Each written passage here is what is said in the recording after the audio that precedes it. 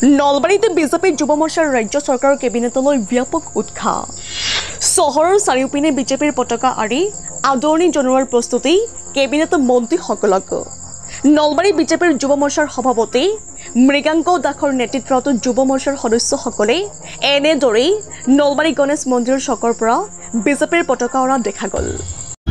আমি নলবাৰী যুৱ মৰ্চাই আজি আমি নলবাৰী গণেশ মন্দিৰৰ পৰা সমগ্ৰ নলবাৰী চহৰত আমি ফ্লেগিঙৰ কাম কৰি আছোঁ।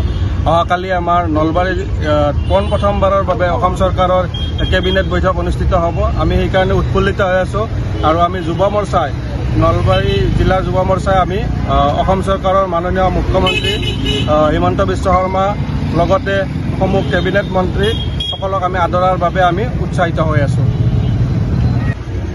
আৰু আমি নলবাৰীবাসী হিচাপে আমি আশাবাদী কালি আমি নিশ্চয়কৈ আমি কিবা এটা ভাল খবৰ এটা আমাৰ নলবাৰী জিলাত অনুষ্ঠিত হোৱাৰ বাবে আমি ভাল এটা কিবা পাম বুলি আমি আশাবাদী সকলোৱে। নলবাৰীৰ পৰা সুৰদীপ বৰ্মনৰ ৰিপৰ্ট নিউজ 24 অসম।